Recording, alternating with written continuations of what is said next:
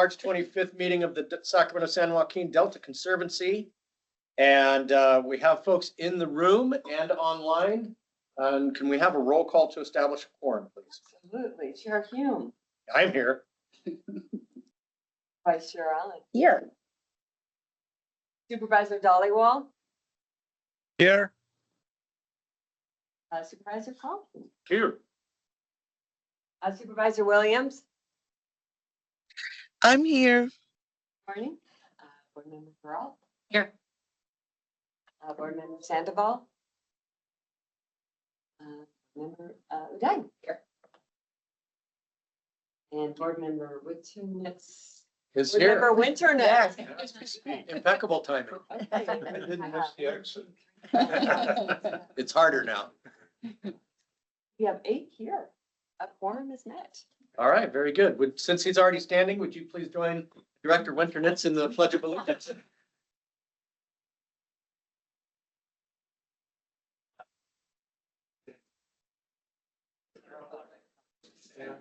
One nation, under God, indivisible, with liberty and justice. Okay. And I believe everyone online is a known entity, but we do have a new face here in the room. I'd like to recognize Supervisor Carlson. Good morning, sir. Thank you for joining us. And that brings us to item 3, public comment. I assume this is for items not on the agenda. Anybody wishing to comment on something that's not agendized? Okay. In that case, we will move on to item 4, which is a consent calendar. Have the meeting summary from the January 28th meeting. The amendments, edits, or motion to approve. Okay, Second? great. We have a motion in the second. Any public comment on the item? Seeing none in the room or on the line, I believe we need a roll call vote. Chair Hume. Aye. Vice Chair Allen. Aye. Supervisor Dollywall. Yes. Room for that today. Supervisor Williams. Aye. Aye. Board Member Peralta. Aye. Board Member. Board Member Uday. Aye. Board Member Winternitz. Yes. The motion carries with 7-1 and. All right, very good. That brings us on to item 5, the executive officer's report. Mr. Ingram. Great, thank you. Well, welcome and good morning, everyone. Thank you for being here. Executive Officer's report can be found on page 6 of your packet. I'm going to run through and hit some highlights, and please feel free to ask any questions as I go along. For staffing update, we are in the process of backfilling the administrative manager position and the senior environmental scientist position. Happy to report that we're getting very close to closing out the administrative manager position. Form 700s are due just a few days. I like to procrastinate and just got mine done yesterday. But, Job. so please be aware of that. If you have any questions, you can reach out to Chelsea. We don't often have a legislation update, but there are 2 significant pieces of legislation that I just want to make you aware of. I want to note that the Conservancy doesn't have a position on these legislations. It's just presented for informational purposes. The first is Assembly Bill 2216, introduced by Assembly Member Aguiar Curry. This would expand the Delta Conservancy's boundary to include the remainders of San Joaquin, Sacramento, Yolo, and Solano County. So just expanding our boundaries to the counties that we serve a proportion of currently, allowing us to work at a slightly more watershed scale level. I know that bill was heard in committee yesterday, and I believe there was no opposition to the bill. Secondarily, Senator McNerney introduced Senate Bill SB 872, which would allocate $150 million per year for 20 years from the Greenhouse Gas Reduction Fund to the Delta Conservancy to improve existing levees, do multi-benefit projects that would improve subsidence issues, habitat, floodplain habitat, all in conjunction, multi-benefit for. I do want to say that this was a bit of a surprise to us. We were not expecting to be named the target for all this funding. We will certainly do whatever we need to do to implement that effectively if that is what ultimately happens. I also understand that there's been an understanding now that directly targeting the greenhouse gas reduction fund in the bill is not allowed. So they're looking at creating a fund that could receive funds from the GDRF general fund or future bond funds. So those two will be moving through the system, and we will hear more in the future. But we like it, right? Yes, I think, I mean, again, we're not supposed to advocate, but I think both bills would. Well, I just want, it would be of benefit to this organization. I just wanted to make sure that it's positive. Okay, great. And I'm sorry, I had some technical difficulties. What was that number again? Let's see, so the expansion bill. Well, I know that one. What was the McNerney one? 872. 872. Thank you. Okay, oh, there it is. I got lost in my notes here. Okay, so now moving on to the climate bond proposition 4. We're going to be just discussing that quite a bit today. There are 2 agenda items that for your consideration later on. But just as a bit of background, AB 107 authorized the Conservancy to proceed with the funds in our 25-26 budget allocation and does not require us to go through the rulemaking process for the grant guidelines for that process. So in agenda item 9, you will see a solicitation for the Rice Incentive Program, about $3.5 million.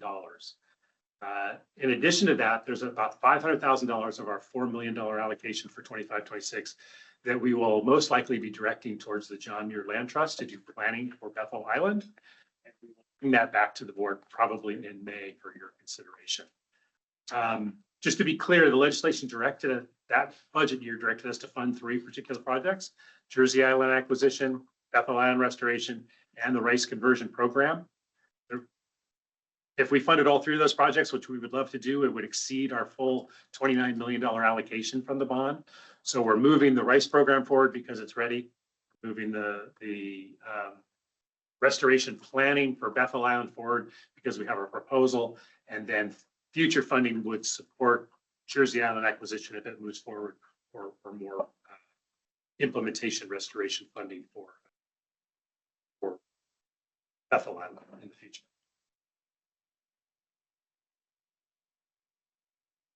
Also, in preparation for the 26-27 funding cycle, you all will be reviewing our general grant guidelines in the hope that we can get those through public process, get them revised, have the legislation pass, and probably open that solicitation July 1, dividing that up probably about $5 million per program between our restoration program, our community development program, and our nature-based solutions programs.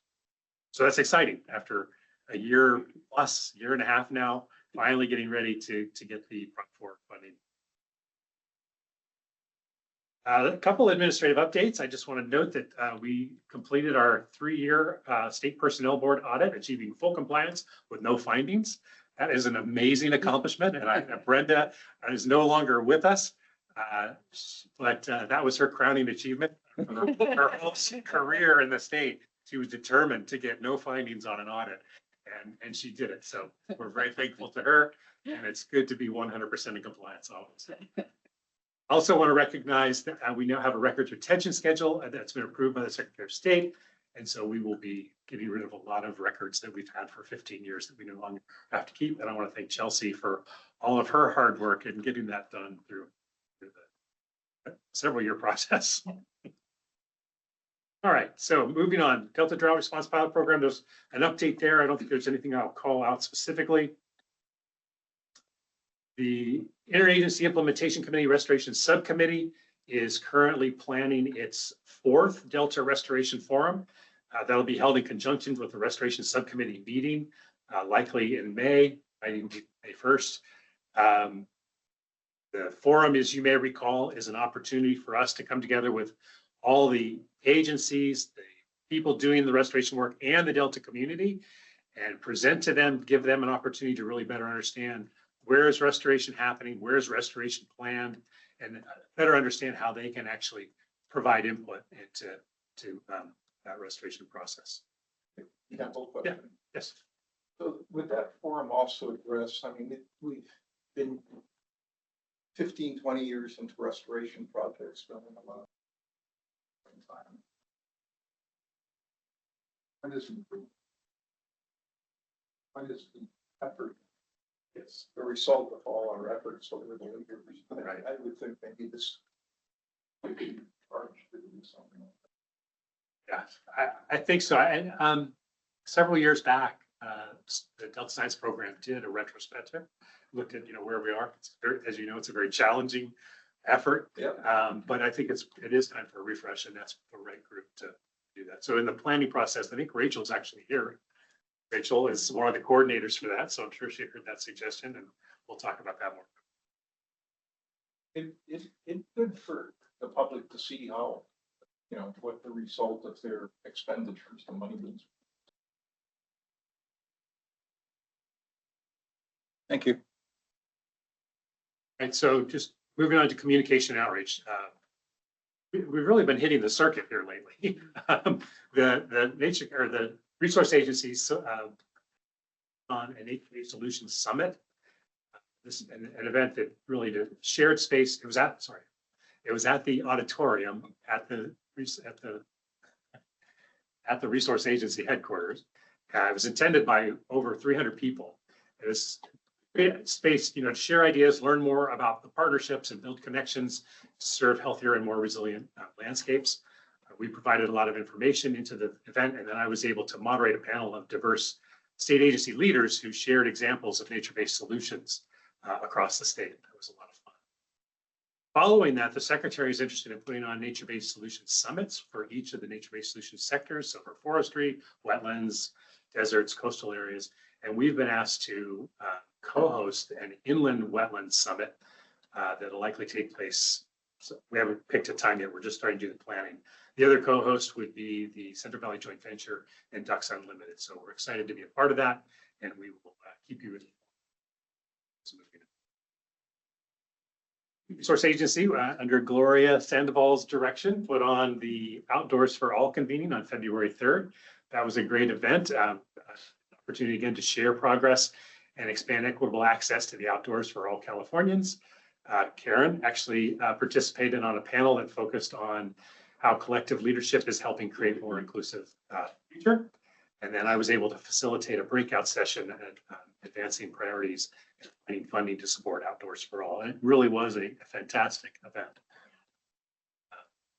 Lastly, and not in the report, there was recently a seminar titled Accounting for Blue Carbon in the Bay Delta, Science, Policy, and Practice. It was an all-day event sponsored by the Coastal and Marine Sciences Institute at UC Davis. Basically covered all aspects of subsidence work in the Delta. I actually was honored to be able to provide the concluding remarks and really highlight all the amazing progress that's been made over the last 30 years on that issue. So a lot of fun. We've been out and about and covering some ground. Just two quick media mentions. Lodi News covered SB 872 and Cal Matters posted information on AB 2216, which we've already discussed. We had one board directive last time, and that was at the request to post the climate bond webpage, and we posted that immediately after the meeting. And there was no correspondence. So unless there's other questions on the programmatic part, I'm going to turn it over to Jessica to talk briefly about the budget. Questions? Jessica Adel, Administration Supervisor at the Delta Conservancy. Welcome, good morning. The budget expenditure report is agenda item 5 or page 9 in your board packet. Don't have a lot of excitement to report. It's a mid-year report, so July to December. Budget-wise, we're sort of just, they're working on 26-27 budget now. Nothing to report, except that we have requests are in and looking fine. In terms of expenditures, again, nothing very exciting to report as usual. Our total personnel expenses and our facilities expenses are in line right now, about 50% of the year. And other expenditures are coming in and will come within budget by the year end. Thanks. Your report. All right, I will say that when budget reports are boring, that's a good thing. Think of the same thing. Hey, any questions on the executive director's report, executive officer's report? Okay, that brings us on to Erica then, please. Everyone, I'm Joaquin. I'm an environmental scientist here at the Delta Conservancy. Today I'm presenting agenda item 6, the Ecosystem Restoration and Climate Adaptation, or ERICA program update. And this one can be found starting on page 10 of your board. The ERICA program currently has 11 active and 24 completed grants. Project descriptions, updates, and a map of the different project locations can be found on our website. And today I'd like to highlight 2 of our recently completed projects. Firstly, we have the Delta Working Waterways Habitat Restoration Planning Project with Solano RCT. They identified 7 sites for habitat improvement. With Proposition 1 grant funds, they've completed the development of grazing, burn, and conservation plans and permitting for those sites. And some of those sites have already been implemented with outside funding. So here in the board packet, there are a few photos of that. The first is at Schwartz Farm, where hedgerows were planted to benefit pollinators and prevent spray from reaching the organic orchard. In the next photo, we see Bolin Farm, where exclusion fencing was installed to keep cattle out of the waterway and protect riparian areas. In the third photo, we have a site at Calhoun Cut, where plantings were put in place to restore plantings will be put in place to restore riparian areas, and a burn plan was created here for future efforts to remove non-native vegetation from the grasslands that are. This grant ends next week, and the grantee is working with us Conservancy staff to submit their finals.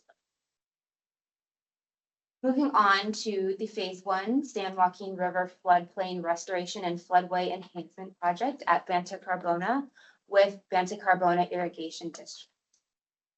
This grant funded planning efforts for a multi-benefit project that, when implemented, will restore floodplain habitat and reduce flood risk in areas downstream of the project like Stockton.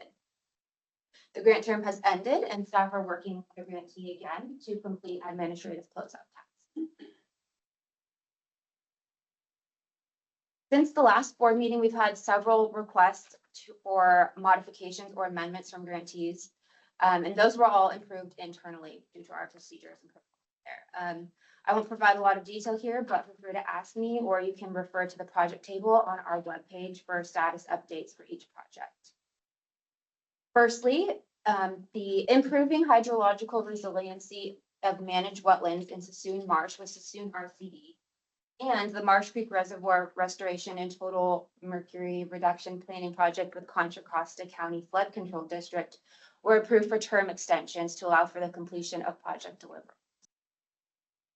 Similarly, in Sacramento County, the Grizzly Slough Floodplain Project at the Cosumnes River Preserve with DWR was also approved for a term extension.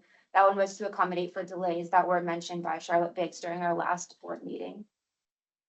And lastly, the Nutria Eradication Program Phase 2 with CDFW was granted a term extension to support continued efforts through the remainder of the fiscal year. Later in today's meeting, we'll hear a more detailed update from Valerie Cook, who's with CDFW. Here at the end of the report, there's a bit of background on the ERICA program on page 15. The program does include 2 funding sources, Proposition 1 and CAR, Climate Access and Restoration. Each of these grant programs only have a small amount of funding left for remaining amendments and as needed changes. That's the report I have for you today. I'm happy to take them. Comment. Thank you for the photos. Yeah, of course. Okay, any other questions or comments? We listen occasionally. Any questions or comments online? Okay. Thank you very much for the report. Appreciate it. On to the Community Enhancement Program, please.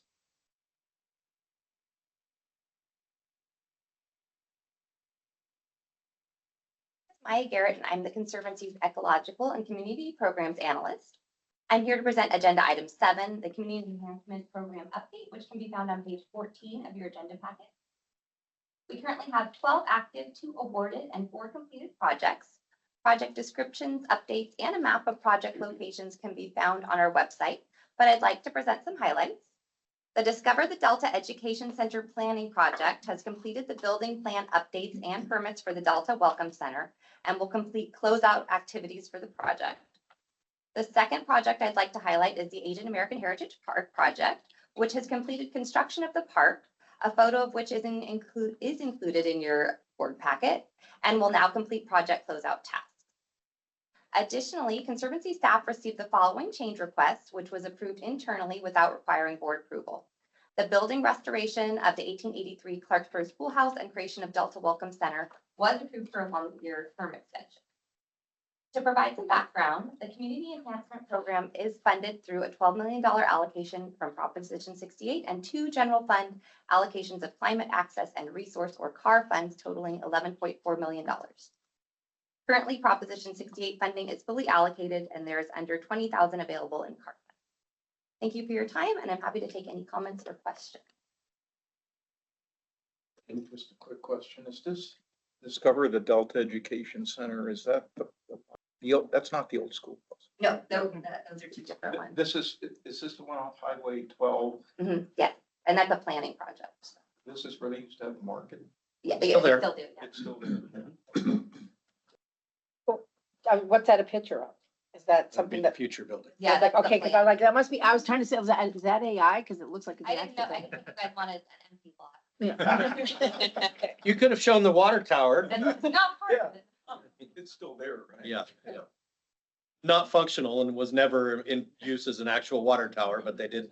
Install it. Others can use it. Yeah, that's right. Absolutely. Any public comment or questions on the CEP update? Any comments or questions online? All right, thank you very much. On to the Delta Carbon program.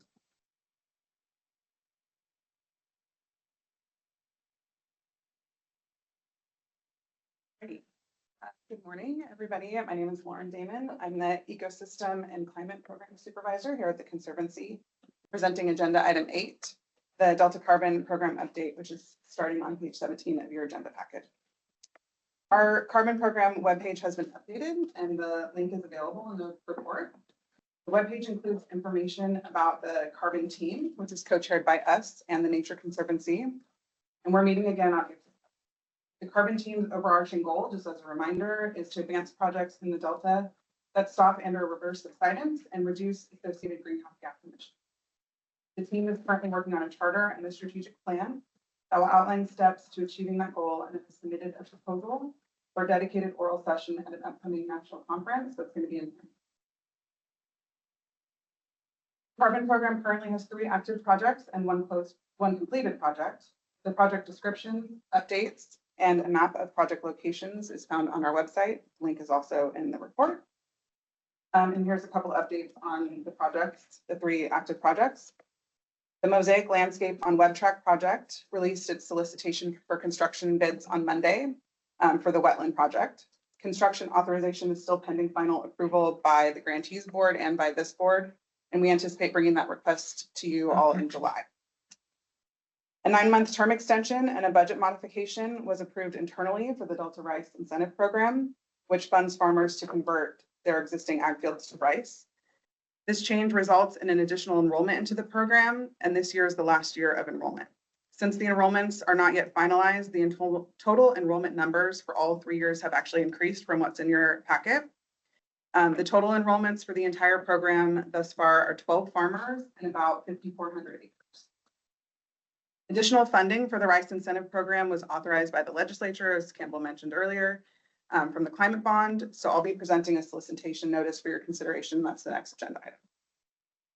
The wetland restoration on Staten Island project with the Nature Conservancy is scheduled to start construction in May, which is the beginning of the permitted construction window. After receiving their contractor bids, however, there's a budget shortfall of about $2.5 million for this project's construction. So they're seeking additional cost share right now, and we anticipate bringing an amendment request to you all for consideration at the next board meeting. Thanks, and I can take questions. Okay, thank you. Yeah. I'm just wondering if there's a map of where the Delta Rice Incentive Program has been utilized. Let me be more specific. Is there any in YOLO? I'm just curious if we got I don't think there's any in YOLO because we are focusing on like the deeply subsided portion. down Yeah. like where we were. Okay, all right. And we don't do a public map of those because they're people's private property. So we don't put that public, but if you're interested in seeing it. Thank you. Great, thank you. Any other questions, comments? Any online? All right. Now on to the first action item, consideration of draft solicitation notice for climate bond Prop 4 and nature-based solutions funding of the Rice Incentive Program. Lauren Damon again. I'm presenting now agenda item 9, and this starts on agenda or on page 19 of your agenda packet. Staff are recommending that the board approve a draft solicitation notice for the Rice Incentive Program. The draft solicitation notice starts on page 21 of your packet. In 2025, the legislature appropriated $4 million of the climate bond, directing the Conservancy to fund the Rice Incentive Program in addition to 2 other projects, which Campbell mentioned earlier. We're proposing to use $3.5 million of that appropriation for this program. We're also proposing to add the remaining unallocated nature-based solutions wetland restoration general fund money, which is $8,642 to this program. We will use the existing and previously approved general grant guidelines, not the new guidelines that you're going to be considering next. Just like the current Rice Incentive Program, funding will be provided to eligible entities, and those entities will administer the program and pay farmers directly to convert the rice on highly organic soils in the Delta. The goals of the program are to stop and reverse subsidence, reduce greenhouse gas emissions, maintain agricultural viability, and provide habitat. Applicants will also provide technical assistance to farmers and demonstrate how they will address the needs of historically underserved communities in their proposal. If approved, the solicitation will be released in April. We anticipate funding 2 or 3 eligible entities. Interested and eligible entities must first submit a concept proposal, and if that's determined to be viable, full proposals will be due at the end of October. We expect to present awards in spring of 2027. There is suggested motion language at the end of the staff report, but I can just take questions and then I can read the motion language if that's helpful. Okay. Yes, Vice Chair. Okay, the eligible entities, is it anybody? Can it be nonprofits? Is it? Since we're using the prior general grant guidelines, it's basically nonprofits and local. Okay, so individual farmers are not eligible? No, not for this program. They'll be paid through the eligible. So we're going to fund the eligible entity, and then that entity is going to give the money to the farmers directly. Any other comments or questions? No? I guess I would entertain a motion to approve the draft solicitation notice for climate bond Prop 4. To the chair, I have my hand is Oh, I'm raised. sorry. Yeah. No problem. Good morning, everyone. My question is this, to streamline this application process to make it easier, what are the changes? Because that's what I read. I thought the staff report state that I the believe that's goal. the next item. Oh, I'm in the wrong item. Okay, there you go. That'll do it. We're not changing any of the grant guidelines for this one. This is the guidelines that already are existing that were previously. Okay. All right. But in the Thank next you. item, it does talk about streamlining in order to be Yes, more. I read, I was in the wrong item. My apologies. Not a problem. All right, so now I would be looking for a motion to approve the draft solicitation notice for climate bond Prop 4 and nature-based solutions funding for the Rice Incentive Program. Moved. So moved. Is there a second? Have a second and a roll call vote. Chair Hume, Aye. Vice Chair Allen, Aye. Supervisor Dollywall, Yes. Supervisor Carlson, Yes. Supervisor Williams, I'm gonna abstain. Since I wasn't in the right, I mean, I just feel uncomfortable at this point because I wasn't in the right look. It sounds like a yes to me, but I'm just gonna abstain. Do it. All the cool kids are. Board Member. All right, I'm gonna trust the rest of my colleagues and say, okay, yes. Are you going to change it to aye? Okay, I got will, it. I will, just to support you guys. Thank you. Good. Board Member Paul. Aye. Board Member Sandoval. Board Member Williams. And Board Member Lieutenant. We have 1, 2, 3, 4, 5, 6, 7, 8, 9 ayes. The motion carries. All right, that brings us on to item number 10, the consideration of updates to the Sacramento-San Joaquin Delta General Grant Guidelines. All right, well, Chair, Hume, members of the board, good morning. I'm Karen Burr, I'm the Deputy Executive Officer and very excited to be here presenting these grant guidelines to you. So believe it or not, this is a very important milestone for us getting Prop 4 funds out, which is why you're seeing this today. For your background, these were last approved at the July 24th, 2024 meeting. And today we're seeking to revise those guidelines. So I'm gonna, so the approved or revised version. So I'm gonna start off and just kind of give you a little bit of background and then I'll walk through the process. But I'm asking for everyone's patience today. Prop 4 has been quite a process, as everyone knows, and has been kind of walking through with us for the last 8 months. And today's update is no different. So I'm going to try to give you a roadmap of what we're doing and what's upcoming. And please ask me as many questions as you need to get to clarity, because we are literally kind of doing this on a weekly basis, figuring out what the latest game plan is, just because of how complicated this process has been. So what we're doing today is that we're coming to you to ask for these grant guidelines to be revised. If you all approve those today, then we're going to put these out for public comment for a month. We will collect all of the information and feedback and then come back to you with some suggested revisions, as well as just a summary of all of the comments we receive, if we receive any. And then you all will then again get to approve these guidelines based on whatever revisions are made during that process. Once we have the new guidelines in place, then we can bring the Prop 4 solicitation forward to you all to release a call for concept proposals for Prop 4 funding. Now, I want to say that with a gigantic caveat that there are still kind of two obstacles in the path to us releasing Prop 4 funds. We were able to release the 25-26 funds because we had the APA exemption and some of those funds got appropriated last year. However, going forward this year, we're still waiting for the legislature to appropriate funds for Prop 4 to us in the 26-27 budget. That's all looking like it's on course. We're not concerned about that, but until the legislature actually passes that budget, we can't come back with our solicitation. So that could hold us up if they decide to go into August, September. I know they can't go into September, but into August, that'll delay us a bit. And then also we're still waiting on an exemption to the rulemaking process, which is the APA exemption. And so they are working on a bill that is passing through, but there's a lot of conversation happening around it. If that is passed this session, then we'll be on track for everything to still happen in July. If not, then we would be coming back to you all to initiate a rulemaking process. And we would have to go through the steps of a rulemaking process, which will take, 2 or 3 months probably to get through. So those are still the things that are in the obstacles. But if we can make it through all of those, then we should be here to ask for a release of our concept proposal in July. And once we get that, we'll be looking to roll out our funding, which we're expecting to split $15 million between our ecosystem restoration pot, our nature-based solutions funding, and our community enhancement funding.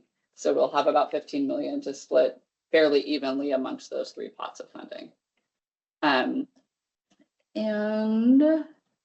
Okay, so I think that's the update on it. I'm going to pause there. Are there questions on that process? The APA exemption legislation vehicles at the Allen bill this year? Yeah. Okay. Okay. Yeah, I'm trying to think of the number in my head too. I knew it was Allen. I'm aware of it, but I'm not sure. Yeah, I'm not tracking the numbers. Okay, that'd be great. I have a question generally, Okay.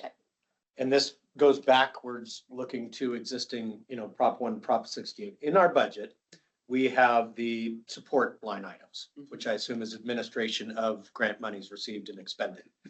Are those flat percentages? Are those ever trued up as an actual cost of administering a particular program? How do we determine those dollars? So the support funding for bond funds is issued annually.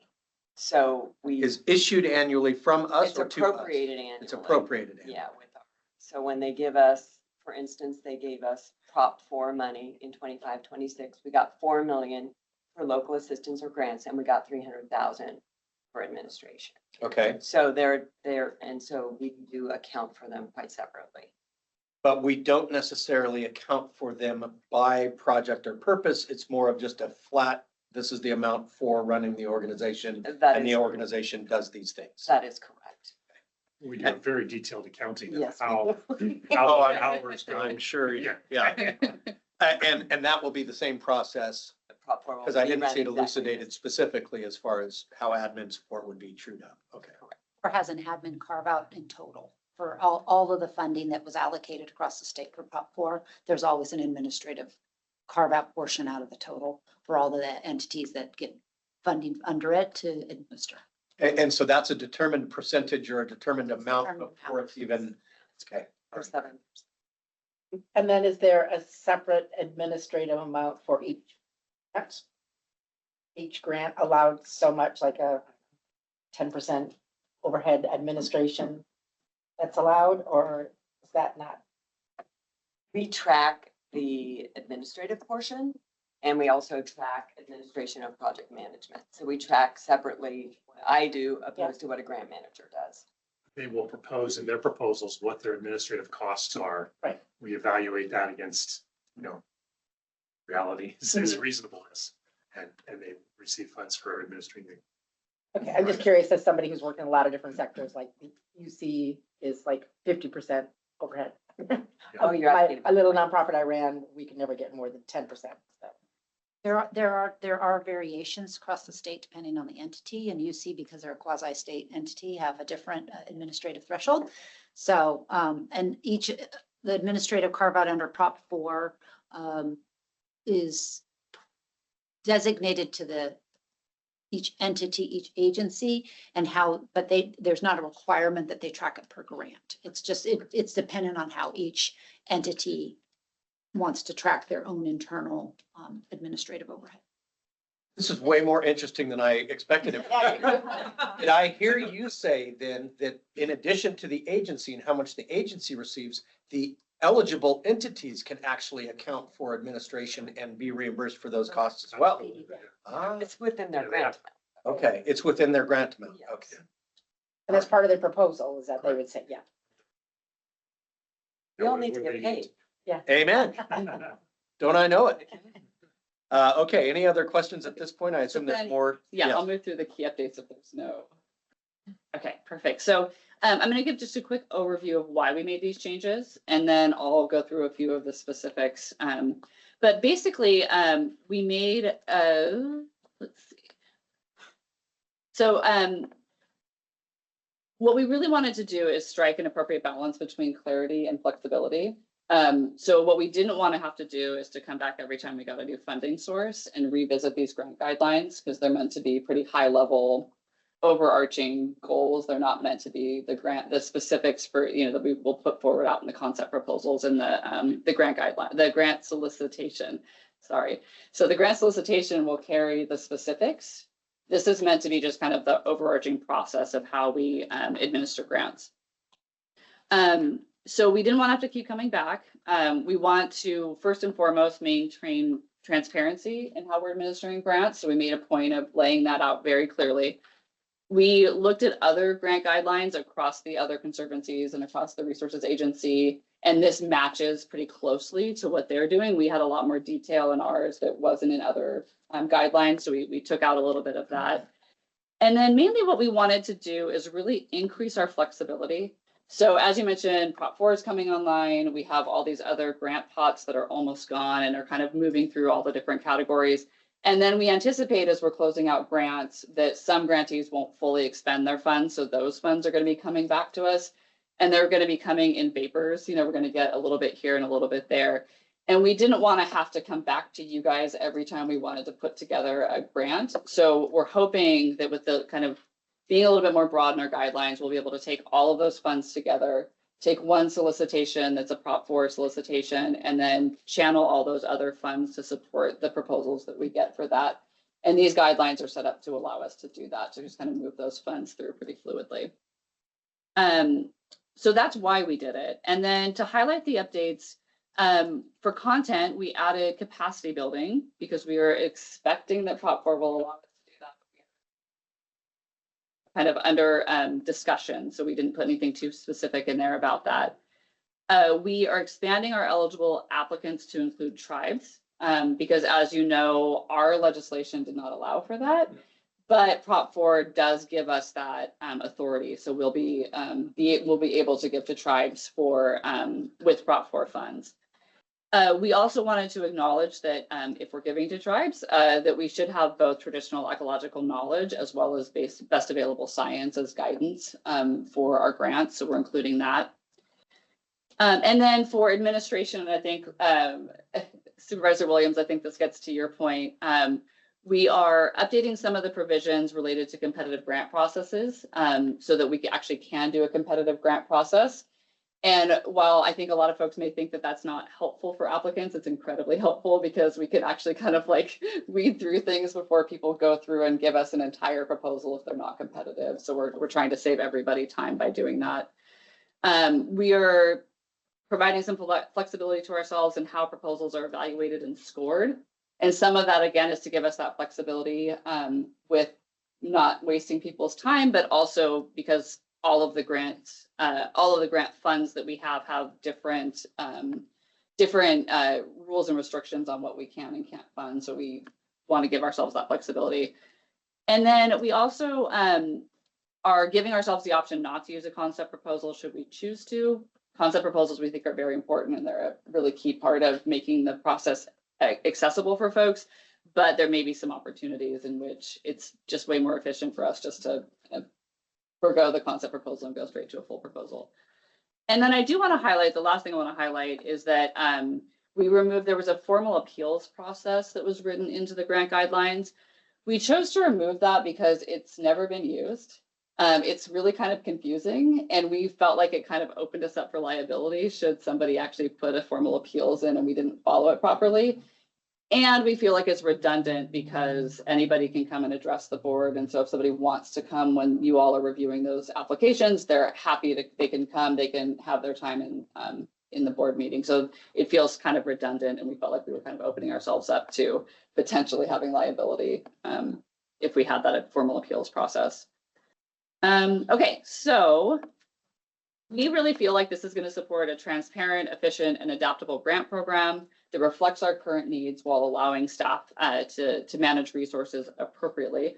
So I do have motion language, but I'm happy to answer any questions that you might have before we move to a motion. Okay, I'm going to start with Supervisor Williams. Did you get your answers or your questions answered? I did have a couple of questions. In reference to the removal of the formal appeal process, but if someone did want to appeal, is there something in there that they can? Maybe it's not so formal, but informal way. I know no one use it, but it's when you remove it when someone wants to use it, right?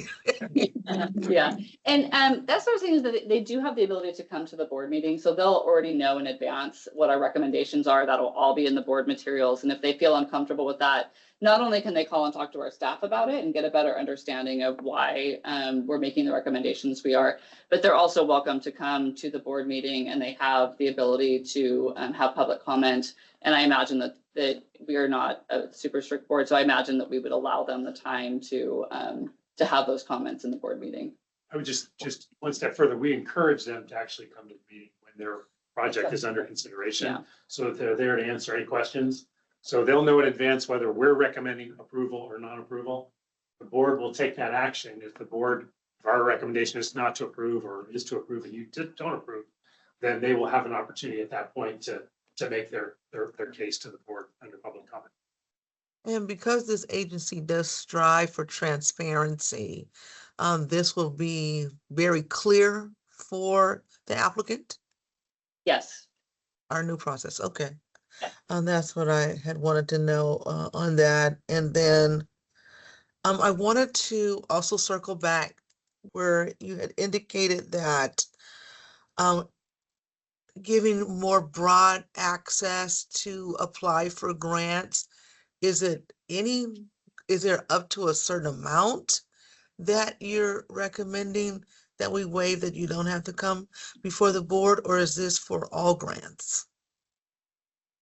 No one is required to come to the board to present. But we do, we encourage folks to come and whether we're approving them or not approving them, we encourage them to come and talk to the board about. I imagine if we have a whole solicitation of 30 grants that we're turning down and 15 that we're accepting, we probably won't encourage everyone to come address the board if they're not being, funded, but we definitely will have the process out there. We'll let them know that it's an option if they feel like that they were not considered fairly. We'll make sure that all of that is out there for them to know. Okay, I just wanted to know, just, coming from county, we have received, I don't know about, I'm new to the agency, so I don't know if you ever, I think you said you haven't had anyone do it before, but we've had experienced that in Solano County, so I just want to make sure that we're covering our bases so that it isn't an issue of someone saying they felt they weren't treated because they didn't really understand the new process. That's all. Thank you for your response. Thank you. No, and thanks for asking the questions. We absolutely appreciate it because it helps us make the process better. Can I just to follow up with what Supervisor Williams is saying, will it say in the instructions that the process, like it will go before the board and the entities are encouraged to attend the board meeting when their proposals Yes. come? Okay, We'll I put think that in the that, solicitation just so that they notice, know yeah. that Definitely. is the place. Yeah, the timeline will be laid out in the solicitation process. Yeah. Yes. Not a question, but I appreciate you guys working across CNRA on this, because I think Prop 4 threw us all a little bit for a loop with the APA process. And with all things, I think it allowed us to understand that all of our conservancies and boards were doing things just slightly differently. And so I think as we move forward to put together a full exemption for the APA permanently at least under Prop 4, having some continuity across the CNRA entities, I think is going to be really helpful in that. And again, appreciate you thinking about, for those of us that sit on a lot of boards, trying to simplify the process so that what's coming before each entity has been vetted out, and our grantees are already, they kind of have a simplified process and don't have to go through a whole grant application only to be said, you don't qualify. So I appreciate, again, trying to think about ways of being efficient on both ends, not just for the board, but also for our prospective grantees. So appreciate that. Thank you. We've also appreciated CNRA. They've done a great job of really pulling us all together as agencies. I think it's been helpful in everyone I've talked to across the agency. It's been very helpful in us defining our grant processes, and the conversations have been really incredibly helpful. They've done a great job leading this. A lot of that guidance has been based on feedback that we solicited from the public, from partners. So it's not something internal. We really made that extra effort of, asking our partners, like, how can we better ourselves in providing services to the public? So kudos to the conservancies and everybody within CNRA that they've been really open to listening to that feedback and making those improvements.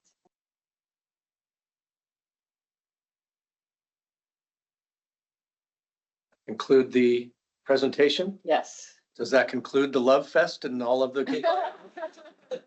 Okay, in that case, you had motion language you'd like to hear? The motion language is move that the board approve the updates to the Sacramento-San Joaquin Delta Conservancy general grant guidelines for use in awarding funds. So moved. All right, I have a motion in the second. Roll call vote, please. Sure, let's pause and do that. Is there any public comment in the room? How about online? Any members of the public wish to comment? Okay, thank you for that. Before I do roll call, I did forget to acknowledge our liaison advisors. I apologize for that. I see that Todd Plank and Marge Kohler. Is there any other liaison advisors here? It's official. And there we go. I'm so sorry, Nicole. You're around my corner there. Nicole. Until you talk, I was like, oh, Nicole's here. Okay, let's do roll call. Chair Hume. Aye. Vice Chair Allen, Aye. Supervisor Dollywall.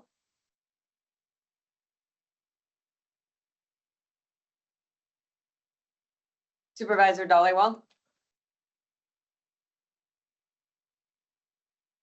Supervisor Carlson. Aye. Supervisor Williams. Aye. Member Brawl. Aye. Member Sandoval. Yes. Jane. Aye. For Winternet. Yes. Okay, we have 8 ayes, the motion carries. And if you don't know, we need 6 to carry, by the way, just so you know. We have plenty of room today. Motion carries.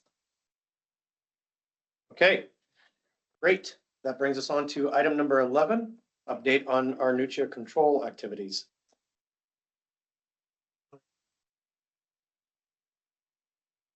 Good morning, everyone. Let me share my screen here with you. We'll do the normal flip through the slides as we talk through. So good morning, everyone. I'm Valerie Cook. I am CDFW's Nutria Eradication Program Manager, and I know that this is a common topic for most, if not all of you. So I'm planning to just kind of pick up where we left off with the update I gave you at last July's board meeting.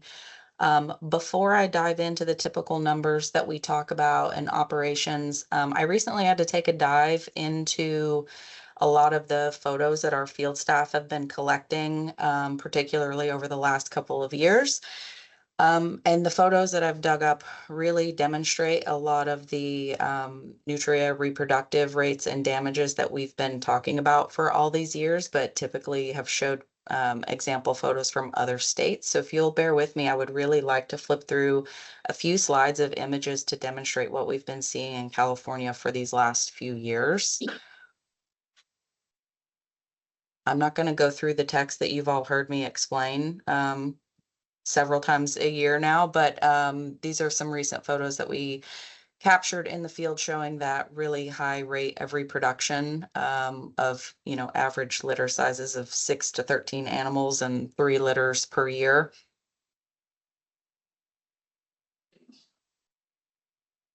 Just seeing really large litter sizes of animals on the landscape in some of these new locations where we've had detections. And then some of the more concerning images that we have not yet showed here in the state. These are images that we've been taking of nutria damages in the field. These are primarily taken out in our wetlands and marsh habitats, our managed duck clubs. A lot of these are from down in the grasslands, but some are from up in Suisun as well. But a lot of what we have started seeing now are collecting images of the burrowing.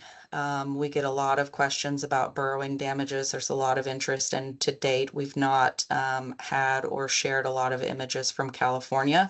Oftentimes these burrows are not seen because the entrances are below the water line, and so typically they're not exposed until you get dropping water levels, but we recently have found an awful lot of example images of nutria burrows here in California, and I think that those are worth sharing since this is really a lot of the first photos that we've dug up to share with the group. So just some initial show and tell before we dive into numbers here. This should look familiar to most of you, so we'll get down to the numbers now. Just quick overview that you're pretty familiar with. Over 5,000 permits with landowners around the state, giving us access to over 14,000 parcels. I think what I'll note here, we've deployed almost 15,000 camera stations so far. We've got over 1,100 of those active throughout the state. We have now detected nutria in over 1,500 locations within the state. We've deployed over 20,000 trap sets for over 218,000 trap nights within the state. And as of yesterday, we've now taken 7,841 nutria and removed more than 10,000 fetal nutria from the landscape. So what I'll highlight here is that total number taken has increased by almost 1,600 nutria from the previous update I gave you at last July's board meeting. So really, really large increases in numbers taken over each of these last couple of years. So this heat map here that I think, I've showed you all before, this heat map shows the locations and relative densities of where those nutria were taken across all years. So red dots show the discrete locations of take, the shading representing the relative density, with blue being lowest densities, increasing to red shading, representing moderate densities, and the yellow being the densest concentration. So you'll note here those hot spots of Mendota down in Fresno County, the grasslands in Merced County, and that growing density in Suisun Marsh, on and adjacent to Grizzly Island and Joyce Island wildlife areas. This is an animated time series that's available on our Nutria webpage, which you'll see the URL for there at the bottom of the page. There are a few locations that I would like to focus in on, though, that are new updates here. So in November 2025, as we had the grant-funded scat detector dogs out doing survey work here, they got a detection of a nutria in Lookout Slough. Was the northernmost detection that we've had to date. Then in January of this year, we confirmed a road-killed nutria, which was a subadult female that was not pregnant, on the bay side of Sears Point Road over in San Pablo Bay. So that is the furthest west detection that we've had so far. Turns out a few days after that detection, we had the scat detector dogs coming out for another 3-week survey period. So we devoted that entire effort over to having the dogs run the wildlife areas and the refuges over in the San Pablo Bay area. They did not get any other detections. We got one unconfirmed dog alert, not too far over in the lagoon, sort of west of where the carcass was found on Sears Point Road. But with the rest of their efforts over in those areas, we did not get any other detections yet. What is not yet shown on this map is that after this was produced, I want to say this was in February, it's all becoming a blur at this point, but what's not yet shown is that we also confirmed a carcass to the southwest of Vacaville. So that was just about 7 miles north of the Hill Slough infestation that you see, sort of the red dots right below the word Fairfield on the map. About 7 miles north of there, we also got a reported photo that we confirmed was a carcass that dogs had dragged up from some undetermined location at this point, but we believe that that was dispersal from that Hill Slough infestation. In the south, we've also had some expansion from the Mendota infestation. That's resulted in nutria being detected in Kings County last summer and fall, with us then subsequently taking during the winter a total of 16 nutria from a site near Schilling. So we've seen some expansion both on the farthest northwest side of the infestation as well as our southern edge of the infestation. And then this is a graphic that you're likely familiar with and numbers that you've seen before. There's a lot going on here, so I'm just going to talk you through the 4 bars that we're looking at. The dark blue is the number of unique cells, which you're going to hear me say cells often, or sites. That's a 40-acre cell in the grid that we've overlaid the entire project area. So dark blue is the unique number of cells that we have surveyed each year. I'll note that on average, we're able to survey around 175,000 acres per year. Some of those surveyed once, some of them surveyed 3, 4, 5 times in the year, depending on what's going on. The white bars are the number of cells where we have detected nutria. Over the last 2 years, that's been in about 550 cells per year. The bright blue is the number of cells where we have taken nutria. Over the last 2 years, that has ranged from 214 to 244 cells per year. And then the hash marked bars are the number of nutria taken each year. So from 2023 to 2024, the number of nutria taken doubled from 677 up to 1353. And then from 2024 to 2025, we saw another 50% increase up to 2,076 Nutria taken in 2025. So the takeaway here from this slide is that in both 2024 and 2025, we had record high numbers for Nutria detections and take. And so far, 2026 is trending similarly. So to break down the distribution of those numbers taken by county, of the 7,841 total that have been taken to date, Merced still is the hotspot with 3,194 taken. Fresno numbers are now jumping. I'll touch more on that with the next slide, but we're over 2,000 taken in Fresno County now. Solano County, which is Suisun Marsh area, is now up to over 1,100 Nutria taken. Stanislaus is holding steady right about 1,000. Madera 169, San Joaquin still at 110. Sacramento County, which is Sherman Island, is up to 61. We still sporadically get a detection of an animal here and there, but no known dense infestations in that vicinity currently active.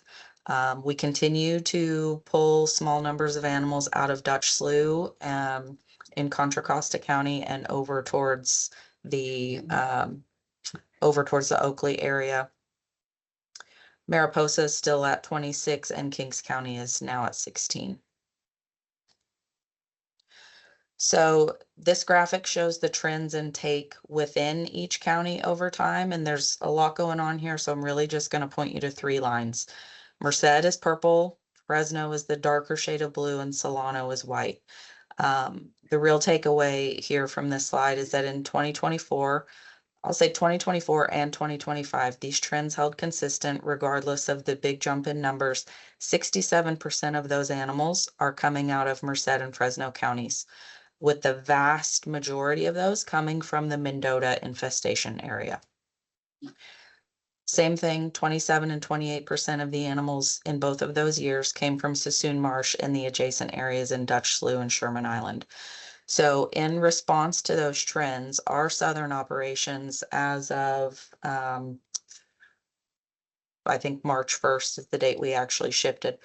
The vast majority of our southern operations have entirely redirected to the Mendota area. So currently they're sort of squeezing from around Mendota Wildlife Area, from the far north and the far south, and from the San Joaquin River in Fresno County off to the east. They're squeezing in towards Mendota Wildlife Area, trying to get a real handle on those numbers. We've seen, ballpark of 900 animals come from those areas in recent years, and that was with a really punctuated period of effort towards the end of our season where we'd come into Mendota and do a 6 to 8 week sweep, pull as many as we can, and then we have to get out of there for the season. So we're devoting major efforts in the south to the Mendota infestation. So we expect to see some pretty large numbers coming from that area this year as well, to really try to get that knocked down and get a handle on those numbers.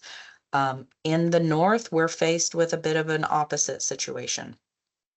We have had our staff so focused on Suisun Marsh, with the vast majority of our northern operations focusing in Suisun, that it's been to some extent at the expense of our operations in the rest of the Delta, which is, unsustainable.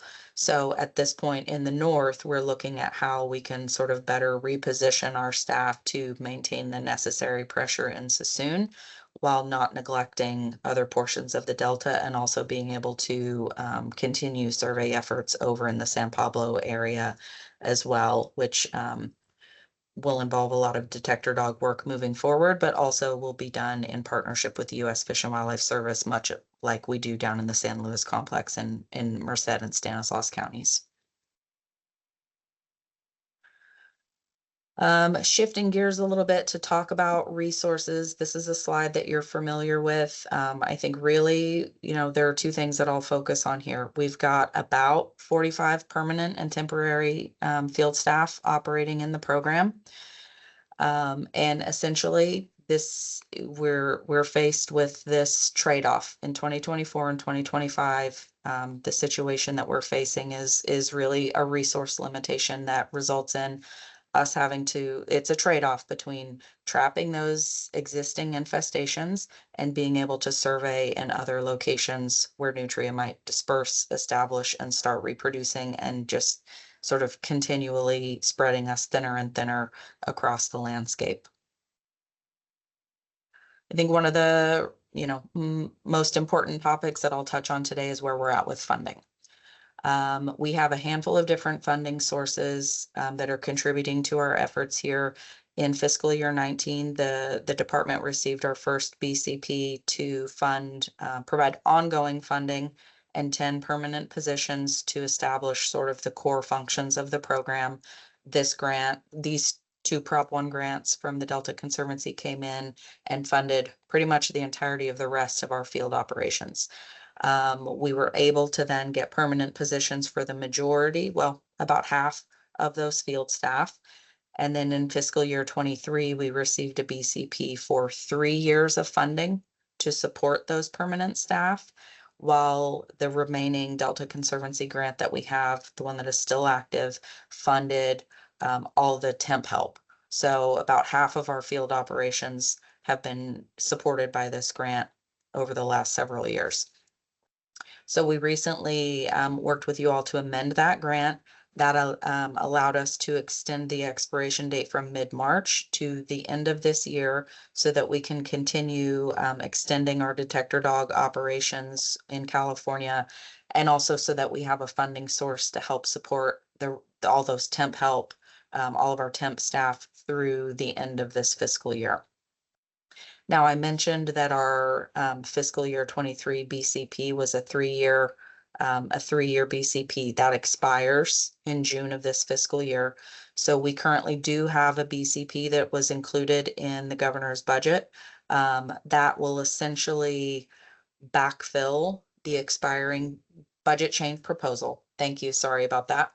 Get caught up in my acronyms. We have a budget change proposal that was included in the governor's budget for the next fiscal year, and essentially that would backfill what we're losing from the 3-year BCP, as well as backfill the amount of funding that the Delta Conservancy's Prop 1 grant has been providing for us to fund all of those additional temporary staff to help maintain us at current levels of operations. I think most of you are familiar with how this budget process goes. We've made it through hearings. We know what was included in the governor's budget and what level that would sustain us at, but we've got to get through, spring finance letters and May revise and get through to executed budget. And so, it's a little bit of a waiting game at this point to see whether or not we're going to come out sort of whole at our current operation levels, or what extent the trimming may affect us as we move forward. So that is a funding source that is at play to help us continue our operations ongoing. As proposed, that is an ongoing appropriation. It was not for a limited amount of time, but as we all know, that may change. The other funding source that I think is worth noting here is that we have an existing cooperative agreement that was relatively recently executed with the Fish and Wildlife Service. That was executed, initially provided us with about $80,000 for field supplies. Back in the fall, we worked with them to apply for an additional pot of funding to add into that cooperative agreement that would bring that to a total of $728,000 and would also start contributing to the detector dog contract and funding personnel to help us get all those temp help funded through the end of this fiscal year so that we don't have to let people go and start trimming our operations. That amendment is subject to new DOI review processes that have been put in place in this most recent federal fiscal year. So that amendment has been sitting and waiting for about 6 months with sort of no end in sight right now. So theoretically, we've got about $750,000 to help support the program, but we have access to 0 of it right now. So, you know, that has some implications for our ability to help carry the rest of those temp staff through the end of this fiscal year, and also is funding that we're not yet able to put into the subsequent detector dog contract. We're told that that's with the secretary's office, and sort of in limbo right now, waiting for some sort of determination on approving that funding to be released and executed into that cooperative agreement. So, you know, I think everybody, I think your guess is probably as good as mine, in terms of when we may get through that review process and if we come out whole or not. There's a lot of uncertainty there.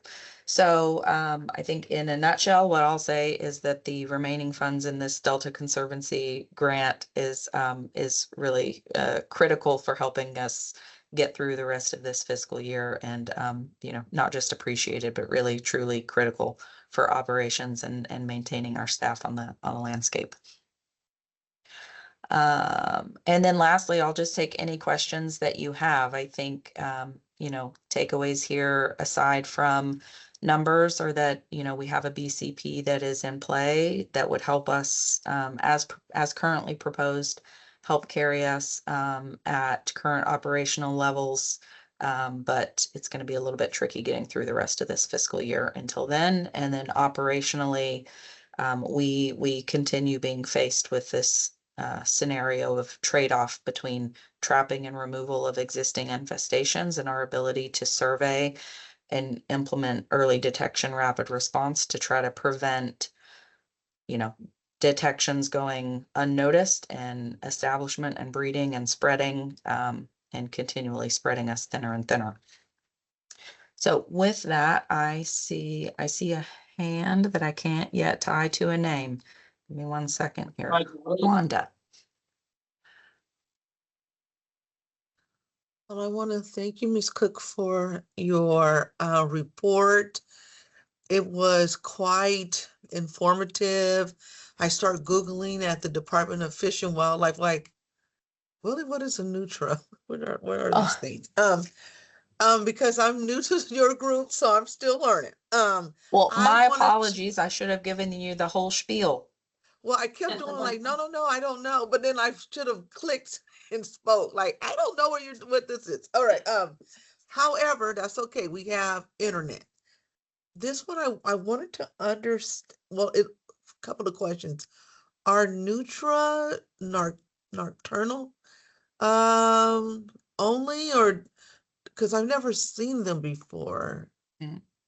Yeah, so Nutria are a large semi-aquatic rodent native to South America. They're invasive here. They were discovered in California back in early 2017, and we've been responding since 2018.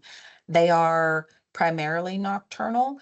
When we find them in large densities, that's when we start to see a lot of activity in the daytime. But otherwise, if they're in smaller numbers or areas where they're sort of more exposed and more readily detected, they're primarily nocturnal. And so that's why we rely so heavily on our game camera stations to be able to detect them. And I noticed that Suisun Marsh around the Fairfield, Montezuma area seemed to be a really big hot spot. I saw the yellow on the map.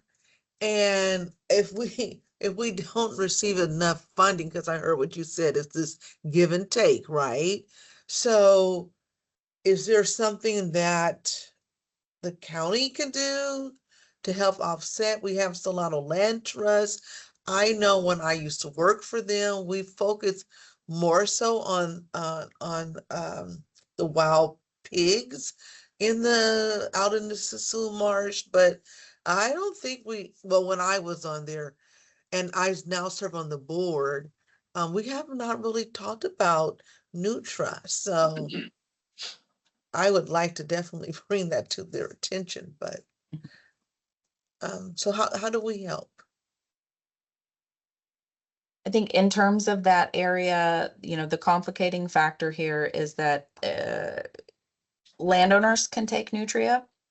The wildlife areas where Nutria are found are typically areas where those species are not able to be hunted. So the general public can't be out there roaming around shooting the brown swimming animals. And I'm gonna flip back to this slide. They look so incredibly similar to our native semi-aquatic mammals, beavers, muskrats, otters, that the vast majority of the time when we get reports of nutria, they are not nutria. So that's the risk. That's the risk with us encouraging others to take those animals. We primarily live trap so that we can release any non-target captures. And so, another complicating factor is the vast majority of these animals are found on private properties. So we run into issues with authority, and, CDFW has to work through partnership with private landowners and temporary entry agreements where landowners voluntarily let us access their properties for survey and trapping. So I think there are a handful of things that people can do to contribute. One, there's the outreach and education and helping people understand the severity of this situation and our critical needs for being able to access these areas, not just for trapping where we know infestations are, but for our ability to survey and monitor for them, because we know how quickly, one pregnant animal can turn into more than 200 in a year. 3 litters within 13 months of up to 13 offspring, and those offspring start breeding at 4 months of age. So it's a very, very quick cycle from one animal showing up to being a large infestation. So there's the outreach, the education, the messaging, the partnerships to grant us access. There's support for, funding and resources for the operations. And then very critical is reporting. If people think that they have seen nutria, they can take a photo and submit it to us. We can pretty easily, we've seen so many of these at this point that we can pretty easily be able to see a photo or video of an animal and determine if we think that's nutria or not, or can follow up if we can't confirm. So those are the factors that I would encourage can be helpful here. Thank you, Ms. Cooks. Greatly appreciated. Okay, thank you. I do see a hand raised online. Let me check to see if there's any other directors. Yes, Director Winterman. Yeah, sure. I have a couple of questions. Valerie, first thing, huge efforts on your part and on the part of the Fish and Wildlife staff over the years. It's truly an amazing program.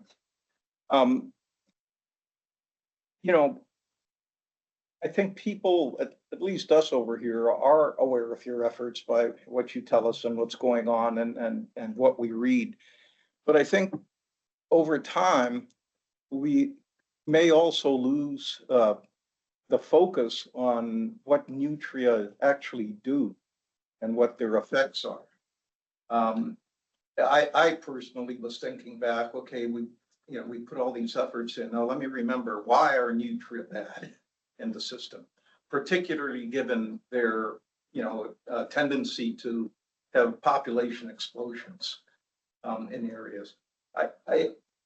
And maybe that's something you can think of. What does nutria? What does a population of explosion? Let's say you lose your funding, and they start, their populations start growing. What does that really mean in terms of to agriculture, in terms to water supply, in terms to the ecosystem, which we're putting a lot of money into to try and restore?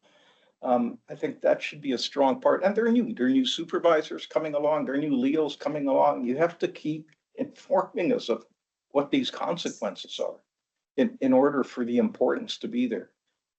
And then the last thing is just a comment. You've been going through on this since 2018, I think you said. Just wondering in my mind if it's time to change the name of the program from nutria eradication to nutria management. Recognizing the fact that they're here now, we just got to continuously management. We got to provide the continuous resources for that kind of management. Thank you. Any other comments from directors, commissioners? Okay, I see online, I can't read your full name, but it starts with GILB. Hi, good morning, Delta Conservancy. This is Gilbert Cosio from River Delta Consulting. First, Valerie, that was one of the most comprehensive updates I've ever heard on the Nutria, so thank you. A lot of good information. It's nice to, like Leo mentioned, we're not going to get rid of them anytime soon, but managing them, it's nice you guys are on top of all that. So as someone who's been working on Delta levees and Suisun Marsh levees for a lot of years, the burrowing kind of got my attention. So were you guys able to, one, probe the burrows with tape measures to see how far and how big they were? Two, it looked like most of the burrows were levees. Were they on levees or not? And it looks like none of them had ripraps. So is that in the Suisun Marsh? So those are the questions I have. Thanks. Thank you. We did not probe and measure those. These are, were discovered out during survey efforts. And to my knowledge, I don't think we've actually collected any dimensions of ones that we found. Is actually a pretty good thought, though, that I may pass along to staff to see if we can grab some of those metrics for examples. I cannot tell you off the top of my head which locations I pulled those images from. I regret that now. I think I did definitely try to find a spread from down in Merced County as well as up in Suisun. So those photos definitely represented both locations, but in terms of pinpointing which photos came from which site, I can't immediately do that. One other question or comment. We meet once a month with the Delta Levees Habitat Advisory Committee, which was formed in early 1992. So we've been meeting quite a bit. And a lot of these things we have to talk about on levees and habitat and all that sort of stuff. Next Friday, we have our monthly meeting. It's the first Friday of every month. I'm going to contact Todd Gardner, who's our facilitator, and see if he could grab some of your information, or if you're available, even invite you to the meeting to make the presentation, because I think that group would really be interested in what you have to say. I'll go through Todd, and he might contact you on that regard. Okay, sounds good. I will put my contact information in the chat so that you have the ability to reach out. Great, thank you for those comments. And I will also harken back to the pictures you showed of the entrances to the dens. And you said those were the first photos of burrows that you've dug up. So the pun was noted, and we appreciate it. Oh, I do Any what other I comments? can. Yeah, where you can, while you can, that's right. Any other comments or questions on this update? All right, seeing and hearing none, thank you very much. It was a very in-depth update. We appreciate it and hope that the BCP comes through and you get that funding freed up. Thank you all. Have a good week. You too. Now on to item number 12, California Department of Water Resources Multi-Benefit Restoration Program update.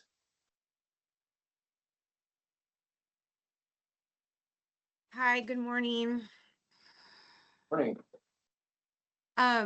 So thank you for having me again today. I was going through my notes from my last meeting I joined in January, and not a ton of new stuff, but I thought I could just update you all on, maybe reiterate a couple things and then update you on the newer things that have happened since. So just really quickly on the Yolo Bypass Salmonid Habitat Restoration and Fish Passage Project, otherwise known as the Big Notch at the Fremont Weir.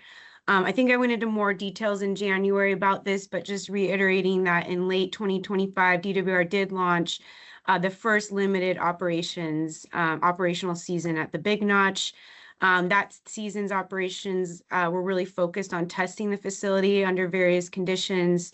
Our winter and spring operations now are focused on managing operations to contain flows within the Tule Canal. So that's where we are right now. DWR is continuing with acquisition activities this year and into next year just to continue with that project's operations. Just sort of moving down the bypass, wanted to highlight, we have a proposed project called the Tides End Project, which is about 2,000 acres. It's a proposed tidal, wetland, and flood plain restoration project in the southern bypass in Yolo County. We do have a supplemental EIR out on the streets right now for review. I believe public comments are due by the end of the week. We had supplemental EIR for those. We are tearing off of the programmatic statewide restoration general order for this project. It's one of the first times, at least in my program, we've done that. Still a lot of work to tear off a programmatic EIR and a lot of site-specific analysis that's been included. We held 3 public meetings, 2 in person and 1 virtual, and just looking forward to seeing the comments that we get on that proposed project. I think last time I highlighted for you all that Prospect Island, which is about 1,500 acres in Solano County. This is our 3rd and final year of construction on that project. That's a tidal wetland restoration project. All the interior work has been done. And this year we'll just be completing construction of the overflow weir and completing the 3 breaches on the site. So that will be completed this fall. The in-water work window would be between end of August and early October.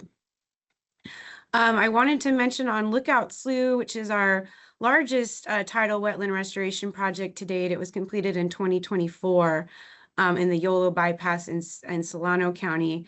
The project was featured in an article that came out yesterday in Bay Nature.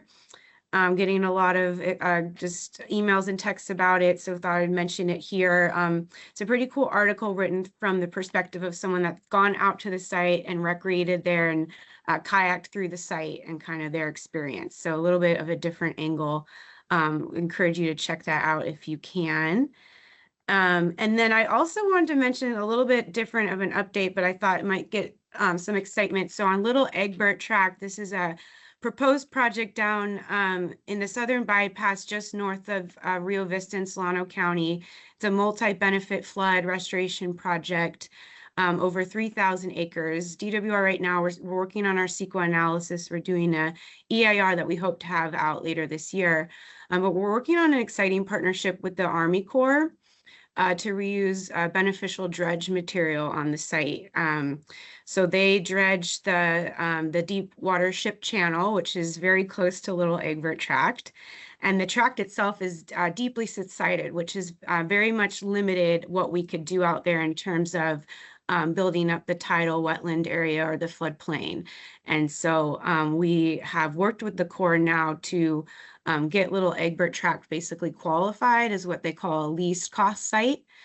So we've done that analysis and now looking into how to basically design the project so that we could receive beneficial dredge material kind of slowly over time. So we're kind of building out some cells so that we can build up the tidal wetland in a more sustainable way rather than importing new fill material. So that's kind of exciting and something that it's the first time DWR and the Corps have been able to partner on something like that. And I think that was it for today. Let me know if you have any questions. Just wanted to kind of update you on some of the highlights in the program going on right now. Okay, thank you. Any questions here in the room? How about online? Do we have any questions online? Doesn't appear so. Thank you for the update. We appreciate it. Thank you. All right, now on to the Delta Stewardship Council update. Good morning, board members. My name is Rachel Wigginton, and I'm the Special Assistant for Planning and Science. I'm really happy to be here with you all this morning to highlight some of the council's most recent work and some of our upcoming work. I'm also the facilitator of the Delta Plan Interagency Implementation Committee, which Campbell mentioned during his report. I want to provide just a small correction. So the next DPIC Restoration Subcommittee meeting, as well as the 4th Delta Restoration Forum, they won't be on May 1st, as was indicated in the packet. We are currently working to lock down the venue, but tentatively pencil it in your schedule for June 18th. No worries. So a few more save the dates for you. I'd like to ask you to save the date for the 2026 Bay Delta Science Conference. So this biennial conference is the premier forum for sharing the latest research, sparking new relationships, and also some collective problem solving in the whole estuary, so the San Francisco Bay Delta. And the theme this year will be the opportunity of change, building and being the future. The planning team is currently fundraising, so please reach out if you'd like to connect the team with any potential funders that are in your network. And a call for session proposals and abstracts is going to be released soon, followed by registration and information later this summer. I'm also really excited to put the Interweaving Traditional Knowledge Roundtable on your calendars. The Delta Stewardship Council, the Shingle Springs Band of Miwok Indians, and also the California Indian Environmental Alliance have co-produced 3 events to share experiences, interests, concerns, and challenges for interweaving traditional knowledge and Western science in natural resource management. The series is going to feature perspectives from tribes, elders, agencies, as well as scientists to support interweaving these different knowledge systems into our work. So the first session will be Interweaving 101, which will take place on June 30th.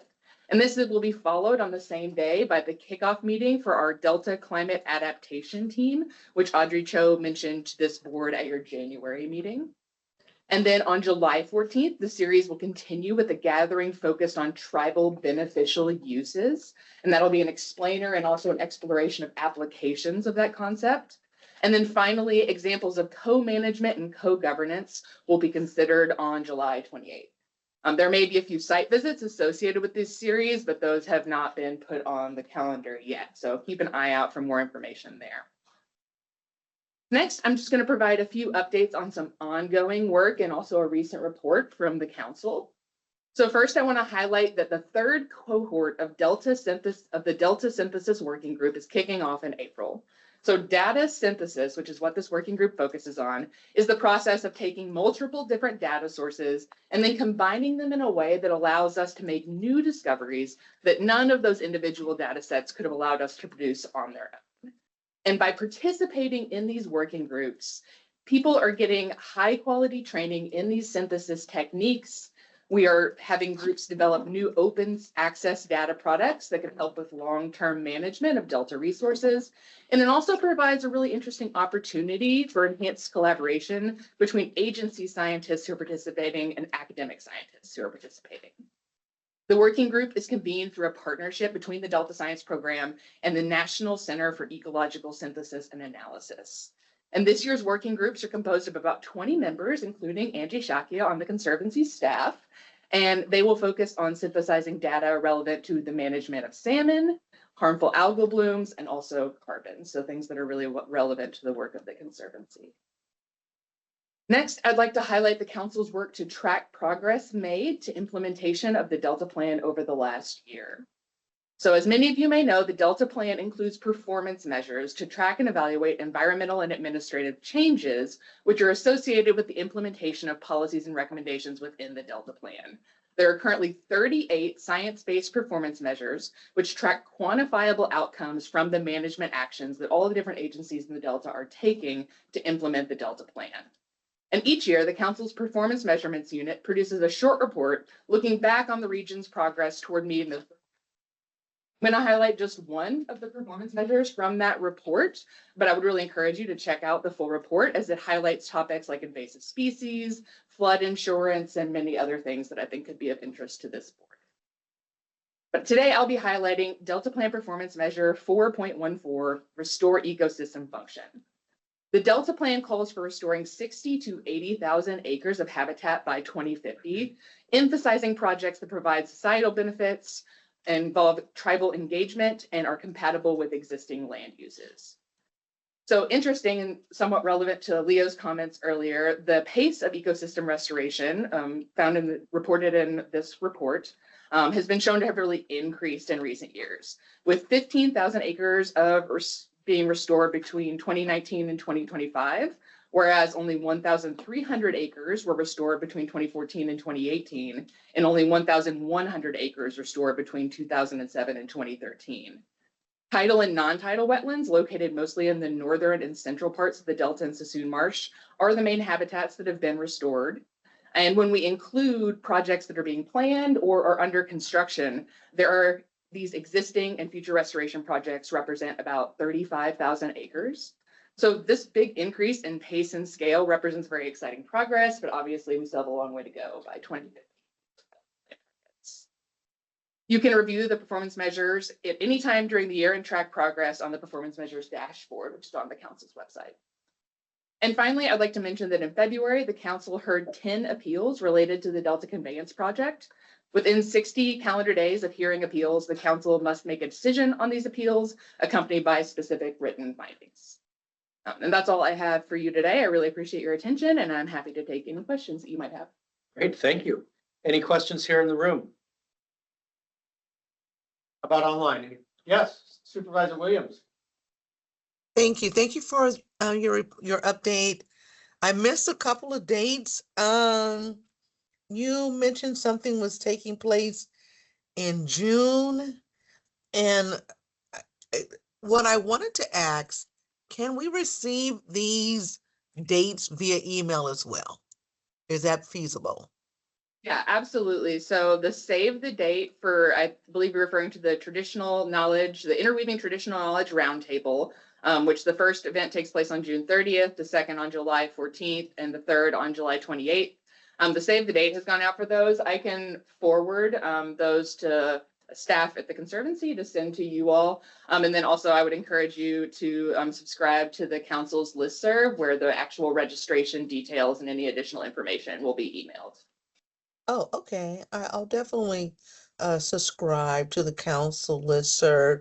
But I thought you mentioned something else, not just the interweaving, but Yeah.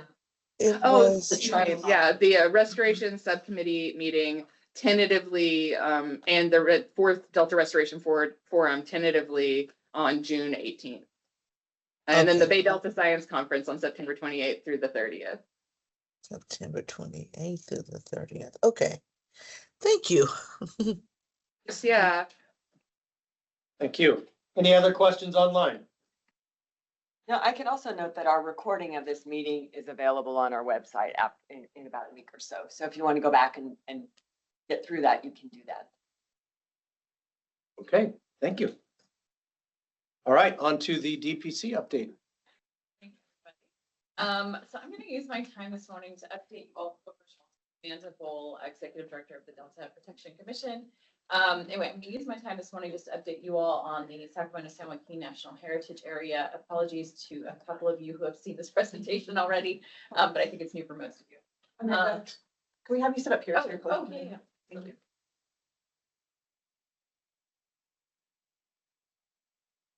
Chelsea, are you still able to share? Where's that? Yeah. Is that the Delta?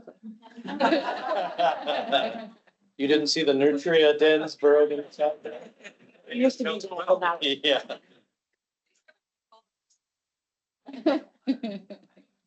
Okay, well, the slide deck is coming up. I will just, those of you who aren't as familiar with the NHA. NHAs are places where historic, cultural, and natural and recreational resources combine to form a cohesive, nationally important living landscape. Sometimes I explain them as a national park without it actually being a national park. So it doesn't have quite the regulations that would have, and it really kind of tries to bring together all folks working within a place together in benefit and in support of that, the national heritage and recreational aspects of that place. So the Delta NHA was created by Congress in 2019, and then our management plan was approved by the National Park Service in early 2025. And we are one of 62 national heritage areas across the country. All right, next slide. So just a little bit of updates just in terms of our funding. Because we are part of the National Park Service, we actually get funding from the federal government. For the last couple of years, our funding has been at around $157,000, but with the approval of our management plan, that has jumped to $500,000, which is kind of a game changer for us. And so we'll be able to bring on more staff and start to really do more programming related to the NHA. We have to submit a work plan annually to the National Park Service, and so we do that on a regular basis as well. All right, next slide. So I'm just going to provide some updates regarding some of the work we've done so far and then kind of what's coming for 2026. So the biggest thing that I really want to report out to is the launch of our passport program. And so if any of you have traveled to national parks and you go into the visitor center and they've got those stamps those passport books you can buy. So we have that for the National Heritage Area. And so we currently have 27 locations across the Delta. And so on February 28th, we hosted an event in Rio Vista with with Congressman Garamendi. He really has been the champion since day one for the NHA and worked for years to help get this passed. And so we were so excited that he was going to be in district and we could schedule something. So each of these 27 locations has stamping supplies, fact sheets, and then we also have on our website kind of a corresponding information so if you're someone who really likes to collect all the stamps, you can go to our website and figure out where to go and follow along. And then you'll see there in the bottom right-hand corner, that's what one of the stamps actually looks like. And so each town that has a stamp that says their town on the bottom. So like I think we have a stamping station at the Clarksburg Schoolhouse. And so they have a stamp that says Clarksburg, California on the bottom. Anyway, so the launch again was February 28th. We had a really fantastic turnout. I'll just share some photos with you. So this is Congressman Garamendi with Contra Costa County Supervisor Diane Burgess and NHA Advisory Committee Vice Chair and former Benicia Mayor Elizabeth Patterson. And we had, I think, about 25 people there. And just a couple other photos. There's just a close-up. They did a ceremonial first stamp together. It looks kind of like a wedding photo to me, but. And then there's your very own Karen Burr. So much thanks for Karen for being there and supporting the event. And I think just a couple of other photos. Again, here's a copy of a picture of the stamp, the passport book that you can buy online and at National Park Service sites. We're in the process of getting the passport books themselves to each of the locations, but that we're hoping to have that at some point soon. And then this is a copy, just a photo of the display that you would see if you visited one of the passport locations. So again, just kind of a little backdrop, bunch of QR codes to a bunch of different resources, and then a fact sheet about the NHA. And then here is a map of all the different locations. It's the red hearts are where the 27 locations where you can actually go to and visit a stamping station. And then the green spots are just other points of interest throughout the National Heritage Area. Okay, just to highlight a couple of other things. In addition to the passport program, we have a partnership program. And initially, this was just the passport program or just the passport sites, but we decided to expand it so that if local governments and other entities that maybe aren't appropriate for a passport stamp, but they still want to partner, they still want to promote the NHA, they can do that through the partnership program. And so we currently have 16 partners, and then we're continuing to conduct outreach to other potential partners throughout the Delta. Again, our website has more information, and you can see here, like City of West Sacramento is a partner, National Park Service obviously is a partner, and others. And then if anyone is interested in being a partner, oh, I'm sorry, next slide. And there is a form on our website to do that. And then go ahead and move to the next slide. I'm sorry, I'm not cueing you very well. One of the other things we're doing in relation to the NHA is we do have a contract with a consultant to help us with branding and marketing the NHA. They recently completed a market research and brand analysis, and now they're working on our brand strategy and toolkit and kind of all those things to kind of really help us have a unified voice as we continue to promote the NHA. Next slide. And then some additional projects that are kind of under the NHA umbrella. We have the Delta Leadership Program, which does predate the NHA, but really it is trying to kind of help foster kind of the next generation of leaders in the Delta or folks working in the Delta. And that brings folks together for about a 6-month period on an annual basis and helps educate them about all the aspects of the Delta. We're also working in coordination with other entities around America 250 events. We're also beginning to have talks with state parks about having a junior ranger program specific to the NHA and building off work that they already do in the state park system. Also beginning work on a new Delta Heritage Forum for this year. This is also something that predates the NHA, but definitely it fits within kind of what we're doing with the NHA, where we get together for the day and really kind of talk about kind of what Delta Heritage is. And we really, again, look at that very broadly. We're starting to work on an ambassadors program. So folks who are interested in going out and speaking about the NHA, they'll be trained to do that, to go meet service groups or other organizations to, again, promote the NHA. And then we also have a newsletter called Delta Heritage Courier. And if you're not signed up for this, I really encourage you to do that. And information is available on our website, and I can also share it with staff to share that. But we have a information officer that just works on the NHA, and she does just an amazing job, like finding all, oh, next slide, I'm sorry. Delta, here's a copy of what our last most recent one is. Anyway, Kira on our staff just does a fantastic job in going out and kind of finding what's happening and what's going on in the Delta, again, around this broad range of what Delta heritage is, because there's so much that contributes to it. And so there's just some really great stories, events, and activities. And so again, I really encourage you to look at this. It's always, I enjoyed reading it before I was at the Protection Commission, and now I'm just so proud of the staff and the work that they do on this. So I encourage you to check that out as well. And that is the end of my presentation, and happy to answer questions. All right, thank you. Any questions for Amanda here in the room? Any questions online? Okay. If I could, just that we're hopeful that our Prop 4 solicitation funding can actually help support early natural heritage area projects. So looking forward to that partnership. Yeah, we're looking forward to that too. So. We're all hoping for that. We want people to come to the Delta. Yes. Okay. All right. That concludes that update. And now we will move on to the Delta Conveyance project update. Hello, everyone. Thank you, Chair Hume and board members. I'm Janet Barbieri. I manage communications for the project, and I just have a couple of very brief things. One is that the hearing for the change in point of diversion in front of the State Water Board is continuing. The department's rebuttal testimony will end on the 25th, today. And after that, protestants will submit their rebuttal testimony on April 30th, and then oral testimony will begin on June 1st with dates throughout June. We did have a hearing at the Delta Stewardship Council for the Delta Plan consistency determination that was held on February 26th and 27th. They're considering the matter, of course, and we'll have a decision on their findings by the end of April, although the date has not been scheduled. And then the last thing I wanted to mention is that we are continuing our work to develop the community benefits program, including potential agreements with local entities.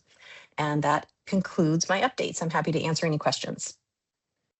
Wow, very succinct. Thank you. Any questions? No? Any questions online? All right, very good. Thank you so much. Yeah, thank you all. Okay, we have one last call for public comment on the agenda. Any public comment online? Okay, we are adjourned. Thank you so much, everyone. Thanks, everyone.